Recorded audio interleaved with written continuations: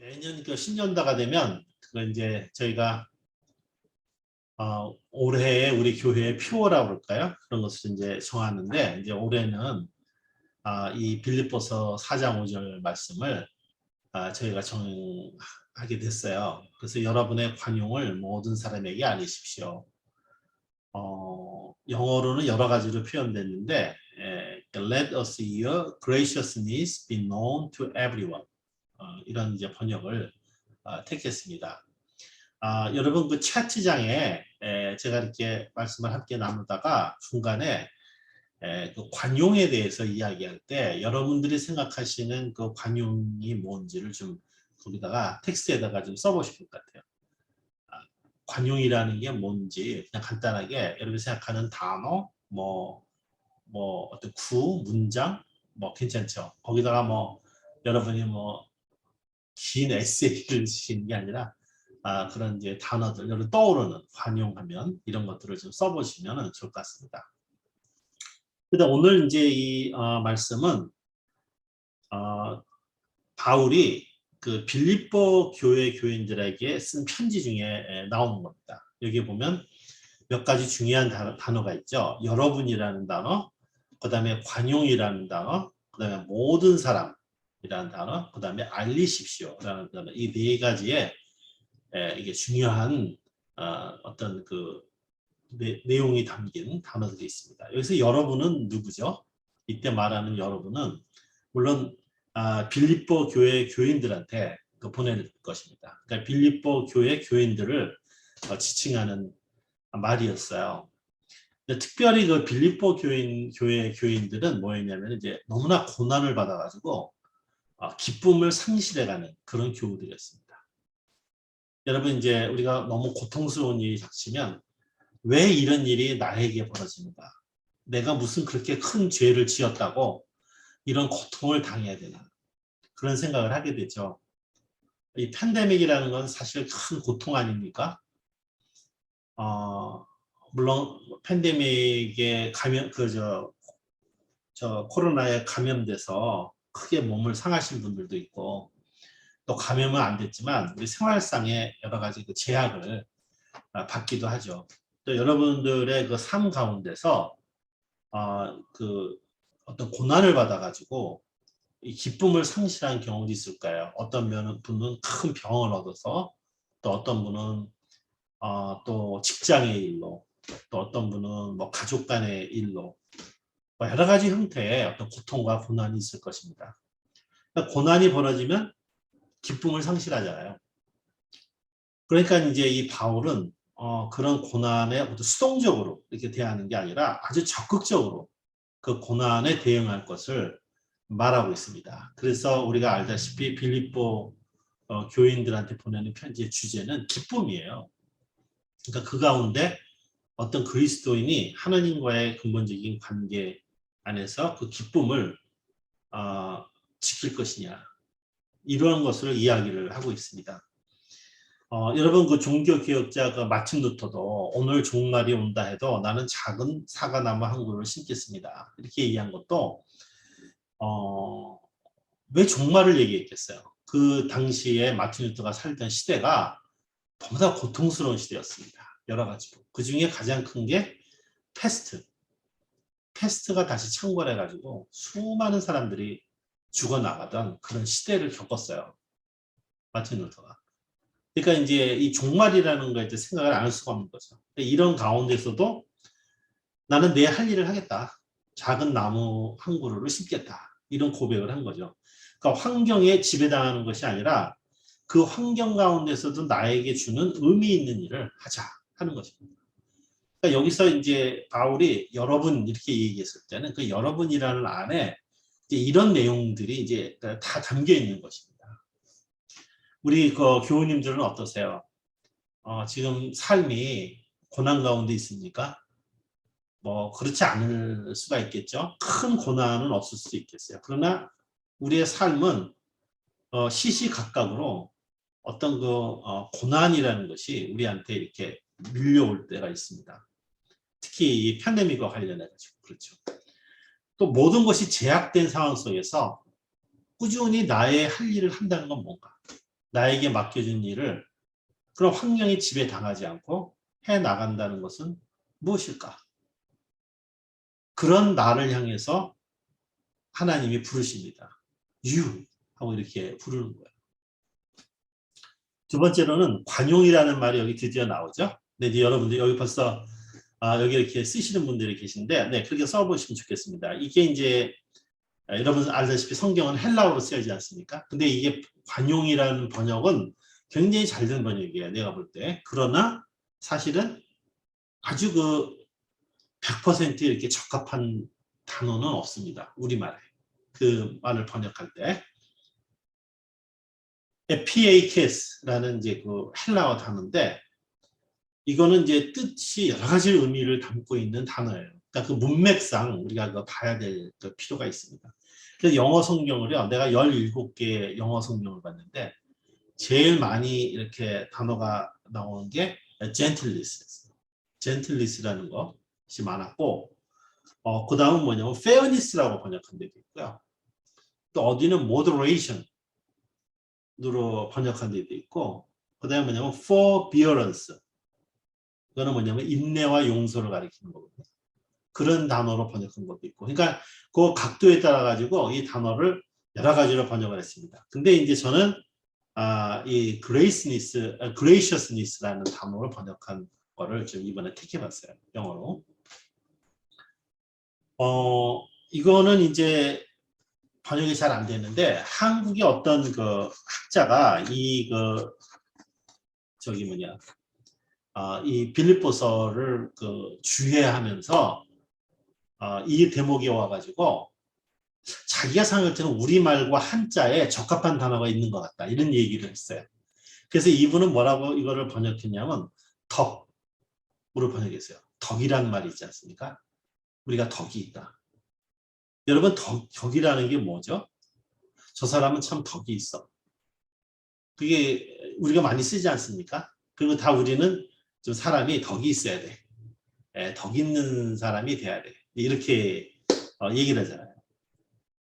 그래서 이제 사람이 너무나 만약에 이제 법을 막 따지고 뭐 이런 사람들이 있잖아요. 그러면 우리가 얘기할 때 그 이상하게 덕스럽지가 않아. 많긴 한데 이렇게 얘기할 때도 있습니다. 그러니까 그 사람이 참 덕이 있다는 거는 의로우면서도 이렇게 좀 부족한 것, 잘못된 것을 이렇게 포용할 수 있는 그런 거를 합쳐서 덕이 있다, 그렇게 하는 것 같아요. 그래서 여러분 이제 동양에서도 사람을 다스리는 정치에 대해서 얘기할 때 가장 하급 단계가 뭐냐면 이제 철권 정치입니다. 그러니까 힘으로 다스리는 거예요. 그 위가 법치예요. 법으로 다스리는 거. 그리고 그 위가 최상이죠. 아니, 최상이 아닙니다. 거기에 이제 덕으로 다스리는 거예요. 그래서 이 노자 같은 사람은 그게 한 걸음 더 나가면은 모르는 거예요. 백성들이 임금이 누군지를 모르는 지경에 이르는 거. 그게 최고의 통치다. 근데 그걸 덕치다, 이렇게 얘기를 해요. 그러니까 사람이 덕으로 가르치니까 잊어버리는 거예요. 통치자 이름이 누구였지? 그래도 이제 편안하게 이렇게 잘 살아가는 거죠. 그게 이제 덕치라고 생각하는 거죠. 그러니까 여러분이 생각하는 관용은 뭐예요? 이거는 이제 이 학자가 이렇게 얘기한 거. 오늘 여기 보니까 우리 그 장로님께서는 우리 최기영 장로님은 여기서 이제 용서. 그러나 진짜 나쁜 놈들, 또 약자를 계속 압박하는 정말 나쁜 놈은 관여하지 말고 박멸하고 싶다. 너무 솔직한 표현이신 것 같아요. 맞아요. 그죠? 용서이긴 하지만 저스티스가 있어야 되는 거죠. 그죠? 덕이라는 것은 무조건 다 좋아. 그건 아닐 거 아니겠어요? 네. 하여튼 그런 걸 표현하신 것 같아요. 또, 우리 이경호 목사님은 다름을 통한 상호 배움과 존경. 너무 멋있는 말입니다. 네, 이거는 외워둘 필요가 있을 것 같아요. 혹시 여러분들도 한번 써보실래요? 아니, 쓰기 싫으신 분은요, 마이크를 키시고 얘기를 하세요. 네. 쓰기 싫으신 분은, 네. 네. 네, 하여튼, 계속 같이 얘기하는 사이에 여러분 생각나신 게 있으면 아무거나 쓰셔도 됩니다. 네. 예. 이런 것이 이제 말하자면 이제 관용이라는 것이에요. 관용을 베푼다 하는 거죠. 근데 이제 어떤 성경에는 이제 graciousness 이렇게 하잖아요.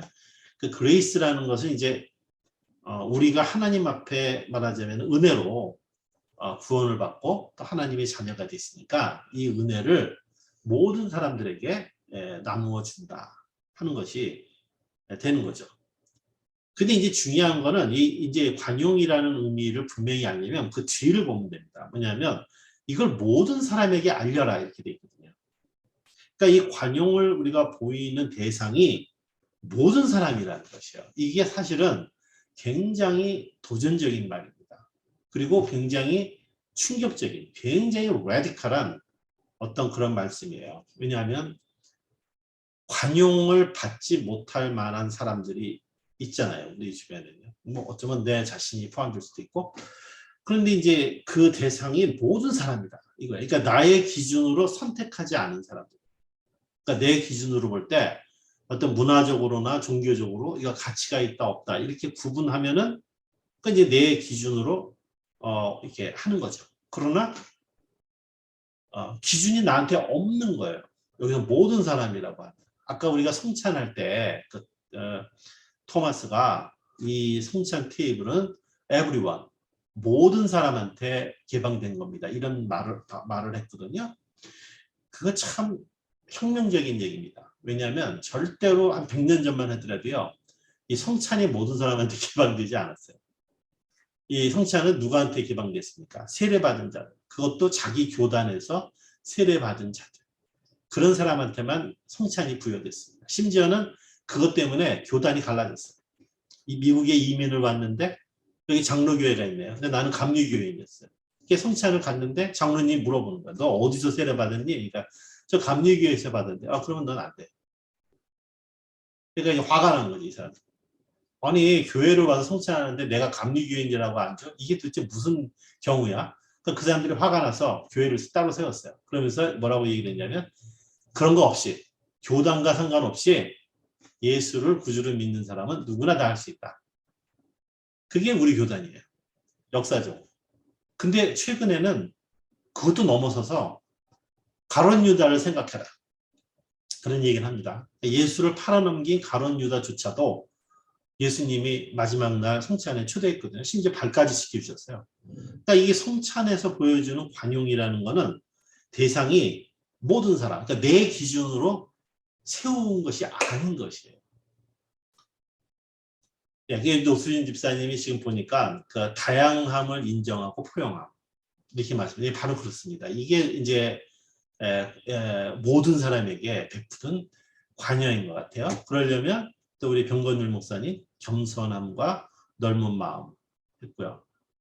그 다음에 우리 원 집사님하고 허임전 집사님은 선의를 가지고 도움이 필요한 이들에게 그들이 원하는 방식으로 행하는 선한 행동. 와, 이게 그들이 원하는 방식으로 이게 참 중요한 것 같아요. 이게 참 핵심인 것 같습니다. 그러니까 내 중심으로 이렇게 베푸는 게 아니라 진짜 그 상대방을 중심으로 생각해서 우리가 뭔가를 나누는 거 그런 것들이 이제 그런 것이라고 볼 수가 있죠. 그 다음에 강명수 목사님도 너그러움, 풍성한 나눔, 타인을 받아들이는 것. 네, 전부 거의 동일한 말씀인 것 같습니다. 그렇습니다. 여기서 모든 사람이라고 얘기한 거는 기준이 나한테 있는 게 아니다. 이게 기준이 예수님한테 있다는 것입니다. 그러니까 우리가 관용을 베푼다는 거는 예수 그리스도가 보여준 그거를 베푸는 거야. 그대로 우리가 살아가는 것입니다. 여러분 성경에 보면은 탕자의 비유 있지 않습니까? 그 화랑방탕한 둘째 아들이 돌아왔는데 그 아들이 그 아버지가 기다리다가 나가서 그를 맞이하고 송아지까지 잡아서 그를 축하해 줍니다. 그 다음에 가늠한 현장에서 잡혀온 여인. 예수님은 그 여인을 정죄하지 않으셨어요. 오히려 너희들 중에 너 죄 있는 자가 돌로 차라. 그리고 그 여인을 더 이상 정죄하지 않고 가서 더 이상 죄를 지지 말고 평화롭게 살아라. 이렇게 예수님께서 말씀하셨습니다. 그것이 아주 중요한 그 관용의 대표적인 것 같아요. 그 다음에 마지막으로 알려라 이렇게 되어 있습니다. 이게 이제 권유형이 되는 건데요. 권유형의 명령인데 이거 하십시오. 이렇게 권유하는 명령인데 이걸 알리라는 거예요. 그러니까 그렇게 그냥 그렇게 그런 마음을 가져라 그게 아니라 모든 사람에게 그거를 보이게 알리라는 거예요. 당신들이 가지고 있는 관용. 이건 대단히 적극적인 표현입니다. 우리는 움직이지 않으면 사람한테 접근할 수가 없어요.